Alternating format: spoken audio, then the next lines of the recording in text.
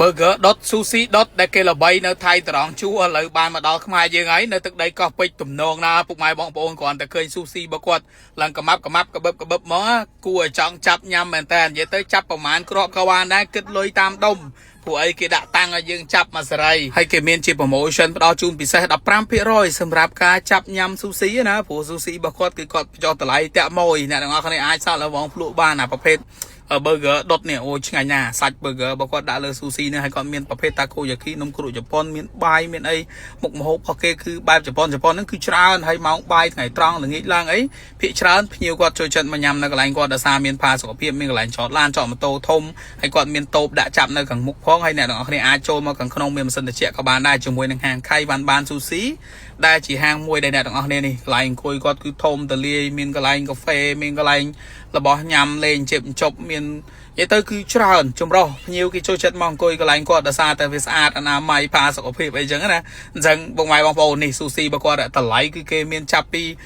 0.40 អីណាគឺនិយាយទៅតម្លៃធូរមាន4កាក់មាន5កាក់មាន$1 $2ទៅតាមហ្នឹងអ្នកទាំងអស់គ្នាចង់ញ៉ាំប៉ុណ្ណាចាប់ប៉ុណ្ណឹងលៃលោកតាមលុយយើងមានតិចមានច្រើនកប៉ៅយើងតឹងកប៉ៅយើងធូរអីគឺលៃតាមហ្នឹងទៅហើយ sushi របស់គេនេះគេមានដាក់នៅក្នុង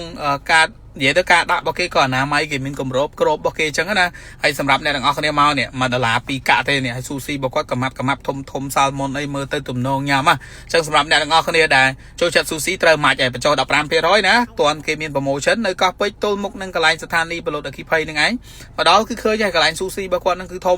នៅហ្នឹងគឺមានរបស់ញ៉ាំជិបជប់ក្មេងៗយុវវ័យគេចូលចិត្តមកនឹងច្រើនហើយ sushi របស់គាត់ដូចខ្ញុំប្រាប់អញ្ចឹងគឺកម៉ាប់មកគ្រប់ដុំមើលមកវារៀងមិនមែនអុយជ្រុយណាគឺចេញមកគឺមាន quality គុណភាពរបស់គាត់ញ៉ាំតែប្រហែលដុំគឺដឹងតែឆ្អែតហ្មងដល់នេះខ្ញុំចូលចិត្តណាប្រភេទ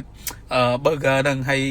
sushi ដល់ពេលពេញទូម៉ោងដែលខ្ញុំគាត់កំពុងធ្វើព្រោះជាធម្មតាខ្ញុំទៅថតម៉ោងដែលគាត់ធ្វើនឹងឯងគាត់ហៅមកខ្ញុំដាក់ថតចាំមកពេលគាត់ធ្វើមើលទៅវា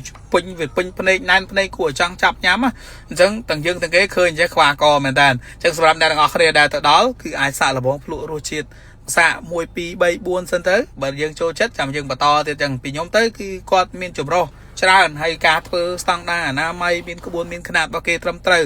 សំខាន់បើយើងចង់ឲ្យគាត់ធ្វើក្តៅថ្មីឲ្យយើងទៀតក៏កាន់តែបានដែរព្រោះអីអាហារណាអស់យើងក៏មកគាត់បានទៀតដែរដោយអាប្រភេទ burger នេះខ្ញុំចូលចិត្តណាបានក្តៅចេះទៀតដុតមកគឺឆ្ងាញ់ខ្លាំងអញ្ចឹងអ្នកទាំងអស់គ្នាអាចក៏មកងក់អញ្ចឹងបានទៀតរបៀបថាទៅដល់ឃើញអស់អីចឹងចង់ញ៉ាំអាហ្នឹងហៅថែមទៅហើយគាត់មានជាប្រភេទជំរើសបាយជំរើសមនុយអីផ្សេងទៀតដែលមានច្រើនភាគច្រើនបុគ្គលិកធ្វើការនៅតំបន់កោះពេជ្រគឺគាត់តែងតែមកញ៉ាំម៉ោងបាយថ្ងៃពេលល្ងាចអីក្មេងៗចេញពីរៀនអីហ្នឹងគឺគេមកញ៉ាំ sushi កន្លែងគាត់ហ្នឹងឯងក្មេងៗចូលចិត្តហើយល្ងាចឡើងគឺគាត់ចាប់ផ្ដើមយកអា sushi ហ្នឹងយកទៅដាក់នៅខាងផ្លូវខាងមុខអីព្រោះគាត់មានតូបនៅខាងមុខទៀតដែលគាត់សូបង្ហាញដើម្បីឲ្យភ្ញៀវគាត់ជិះម៉ូតូមកគេខ្ចប់គេយកទៅញ៉ាំទៅអង្គុយលេង relax មកតលេអញ្ចឹងណាអញ្ចឹងគឺគាត់មានច្រើនជំរើសធ្វើម៉េចឲ្យភ្ញៀវងាយស្រួលក្នុងការចាប់ញ៉ាំអីគឺអត់ពិបាកទេនេះតូបរបស់គាត់ក៏ដាក់នៅខាងមុខហ្នឹងហើយមានជាប្រភេទមីនៅចៅម៉ៅអីទៀតនេះអាប្រភេទមីប្រភេទប្រហិតប្រភេទអីរបស់គាត់មីស៊ុបចិនណាក៏គាត់មាននិយាយទៅគឺនៅជាប់កន្លែងគាត់នឹងឯងជាមួយនឹងហាងខៃវ៉ាន់បាន sushi ហ្នឹងគឺគាត់មានបញ្ចប់ចង់ប្រហិតចង់ប្រភេទមីមានច្រើនដែលអ្នកទាំងអស់គ្នាអាចមានជាជំរើសដែលទៅលេងកោះពេជ្រអីគឺចូលមកទៅកន្លែងគាត់មកគឺសបោបែបមានអីក៏មានដែរអញ្ចឹងរបស់ញ៉ាំលេងក៏សបោបែបចម្រុះមុខដែលអ្នកទាំងអស់គ្នាអាចសាកល្បងភ្លក់ហើយអ្វីដែលពិសេសនៅខៃវ៉ាន់បាននោះគឺកន្លែងចតឡានធំទលាយមានម៉ូតូផាសុខភាពអង្គុយ relax នៅកន្លែងនឹងចង់កាហ្វេចង់អីចឹងទៅដូចខ្ញុំរៀបរាប់ពីខាងដើមអញ្ចឹងណាសបោចម្រុះមានតាំងពីការ៉េមមានតាំងពីអីទៀតហើយសំខាន់គឺមានកន្លែងអង្គុយ relax នៅជាន់ខាងលើដែលអាចអង្គុយមើលគេជិះលេងនៅកោះពេជ្រអីបានអរគុណបាយបាយ